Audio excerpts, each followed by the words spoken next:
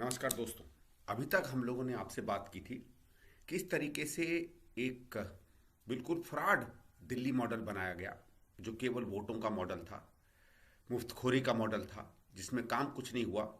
और दिल्ली जो एक बेहतरीन शहर बना था, उसे केजरीवाल ने अपनी सस्ती राजनीति के लिए आज बर्बादी के राह पर डाल दिया है।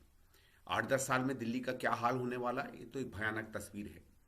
लेकिन एक वो और बात जो आम आदमी का के बारे में, केजरीवाल के बारे में, खासकर उन लोगों को, हम जैसे लोगों को जिनसे दिल्ली सरकार के अधिकारी बात करते रहते थे, जो हकीकत जानते थे, पता था कि ये शायद हिंदुस्तान की भ्रष्टतम पार्टियों सरकारों में से एक है। बहुत उदाहरण हैं, उनकी बारे में बात करेंगे। लेकिन जब कल या परसों प्रशांत भूषण जी, जिनके साथ अरविंद केजरीवाल ने आम आदमी पार्टी बनाई थी, उसने भी एक ट्वीट किया और दिल्ली जल बोर्ड के अंदर का बहुत बड़ा भ्रष्टाचार उन्होंने उजागर किया, तो लगा मुझे कि अब समय है इसमें और बातें करने का। और मैं आज की शुरुआत सीधे सीधे एक ऐसे वाक्य को करता हूं जो मैं देश की जनता से तो उसके बारे में बात कर ही रहा हूं इस वीडियो के माध्यम से। लेकिन सबसे पहले मैं इसमें ये वीडियो भेजना चाहता हूं, ये मैसेज भेजना चाहता हूं सीबीआई को, देश के गृह मंत्री को, विजिलेंस कमीशन को और उस हर विभाग को जो भ्रष्टाचार पर इंक्वायरी करता है। जो मैं आपको सूचना आज दे रहा हूं, ये तथ्य मुझे उस संस्था के लोगों ने बताया जिस संस्था के बारे में मैं बात करना चाहता हूं। और ये सही में अरविंद केजरीवाल का असली चरित्र दिखाता है। ये उस समय की बात है जब वो इनकम टैक्स में अधिकारी थे और अपनी एक एनजीओ अपनी चलाते थे या एनजीओ में काम करते थे, उसके साथ सहयोग करते थे। शायद परिवर्तन उसका नाम था। वो बल्कि पूर्वी दिल्ली में वहीं काम करती थी जहाँ से मैं सांसद था। और स्थानीय लेवल पर उस संस्था की क्या लोग उसके बारे में क्या कहते थे वो अलग बात है, तो उसके बारे में अभी नहीं जाएंगे। इस संस्था ने आरटीआई के नाम पे, शायद जिस आरटीआई के नाम पे ये अपने आप को बहुत बड़ा सूरमा कहता है, उस नाम पर एक दिल्ली में संस्था है यूएनडीपी करके, यूनाइटेड नेशंस डेवलपमेंट प्रोग्राम, जो संयुक्त राष्ट्र संगठन, जो दुनिया के तमाम राष्ट्रों का एक संगठन है, यूएन, यूनाइटेड नेशंस ऑर्गेनाइजेशन, उसकी एक संस्था है। बहुत लोग उसके बारे में जानते हैं। उससे इसने अपनी एनजीओ के लिए पैसा लिया और वो संस्था एनजीओ के लिए पैसा भी देती है। सिर्फ दिक्कत क्या है कि वो क्योंकि अंतर्राष्ट्रीय संगठन है, इसलिए हमारा आरटीआई उस पर अप्लाई नहीं करता और उस पर उस तरीके से सूचनाएं बाहर नहीं आती, ना वो अपने अंदर की बातें भारतीय कानून व्यवस्था में उसको रखता है। तो पता चला कि जब उसने पैसा लिया था तो उस पर एक ऑडिट की इंक्वायरी हुई।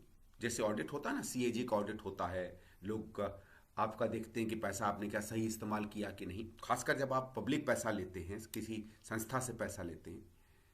तो 2006 में जो ये रिपोर्ट आई, और मुझे बताया गया कि रिपोर्ट 2006 में आई, उसमें 32 जगहों पे इसको जो पैसा मिला था केजरीवाल को, उसमें धांधली मिली 32 जगहों पे। बल्कि यूएनडीपी के तो अधिकारी जिन्होंने मुझे बताया बताते हैं कि एक तरीके से अंतर्राष्ट्रीय संगठनों में ये विश्व रिकॉर्ड था। इतनी ज़्यादा धांधली का प्रोजेक्ट इनको शायद और कभी नहीं मिला। क्या धांधलियाँ थीं वो तो अगर मैं सीबीआई से कहूँगा कि यूएनडीपी से रिपोर्ट लें और आपको पूरा पता चल जाएगा। लेकिन सबसे आंख खोलने वाली बात यह थी कि उसमें 56 लाख 56 लाख का दुरुपयोग, गबन या चोरी कहें जो कहें, वो तो रिपोर्ट बताएगी जब सीबीआई करेगी, वो भी पता चला। और मैं बड़ी गंभीरता से और जिम्मेवारी से ये इल्ज़ाम लगा रहा हूँ और कह रहा हूँ कि सीबीआई इस पर इंक्वायरी करे। सच निकले तो केजरीवाल पर केस चलाए और झूठ निकलेगा तो मैं माफ़ी भी मांगने को तैयार हूँ, क्योंकि मुझे जो जानकारी मिली है मैं आपसे शेयर करना चाहता हूँ। 56 लाख रुपए की उसमें गड़बड़ी पाई गई। छोटा समय नहीं है, उस समय ये इनकम टैक्स का अधिकारी था। और अगर इस तरह की गड़बड़ी सरकारी विभाग में कहीं पाई जाती तो ये आदमी सस्पेंड हो जाता, इस पर इंक्वायरी चलती और अगर गलत पाया जाता तो ये जेल जाता। लेकिन क्योंकि ये यूएन की संस्था थी, उन्होंने इसको सार्वजनिक नहीं किया और इससे कहा कि पैसे वापस करो। वो अधिकारी बताता है कि ये आया और इसने बहुत कहा कि नहीं नहीं मैंने ये नहीं किया, मैंने गलत नहीं किया, मैंने तो पैसे केवल यहाँ की जगह वहाँ लगाए। मतलब इसने स्वीकार किया कि मैंने पैसों का गलत इस्तेमाल किया। फिर जब इस पर प्रेशर पड़ा तो ये 56 लाख रुपए इसने वापस भी कर दिए। पहली चीज तो पैसे कहाँ डकार गया किसी को नहीं पता, और फिर ये 56 लाख कहाँ से आ गए। इसका मतलब अपार धन था इस आदमी के पास जिसकी कोई अकाउंटिंग नहीं थी। उनकी बात से तो यही लगता है।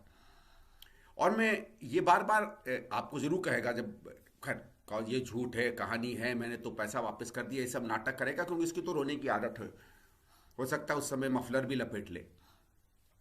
लेकिन बात यह है कि बात स्पष्ट हो गई। भाई मैं आपको बताता हूँ, मैं आपके घर आऊँ, आपके घर का जेवरात मैं उठा लूँ, चुपचाप जेब में डाल के भाग जाऊं, आपको पता चले कि मैं लिया, आप मेरे घर आओ, मैं मान लूं कि जेवरात मैंने चुराया था, मैं आपको वापस कर दूं, तो चोरी है ना। अगर वापस कर दिया तो क्या हुआ, चोरी तो चोरी है ना, चोरी का थी मंशा थी। अगर ये पकड़ा नहीं जाता उस ऑडिट में तो इसका मतलब है चोरी होती। इसलिए मैं सीबीआई से यहाँ से निवेदन कर रहा हूँ कि आप इस पर एक बिल्कुल गहरी इंक्वायरी करिए, पता करिए तथ्य क्या है। यूएनडीपी के उस समय के जो अधिकारी थे, जो इंचार्ज थे, उनका मुझे नाम मालूम है, मैं उनका नाम सार्वजनिक नहीं करना चाहता, क्योंकि क्या मालूम किस तरीके से कौन से दबाव में ये बातें दब दब सकती हैं। इसलिए आपसे आग्रह करूंगा, गृह मंत्री से करूंगा कि इस पर इंक्वायरी करवाएं। जो डिटेल मैं दे सकता हूं मैं दूं, और जब तक ये इंक्वायरी चले तब तक अंकुश रखे। केजरीवाल इस्तीफा तो नहीं देगा, क्योंकि ये तो मानता ही नहीं है कि ये सीधे सीधे पैसे लेते हुए भी पकड़ा जाएगा तो ये डिनाई कर जाएगा, तो वो अलग बात है। लेकिन आप इंक्वायरी करें, और जनता से कहूंगा कि धीरे धीरे इसके भ्रष्टाचार के जब सच सामने आए, कुछ तो विश्वास करें कि जिसको वो लोग ईमानदारी का मसीहा मानते थे, शायद वो उनकी उम्मीदों के बहुत अलग तरीके का व्यक्ति है।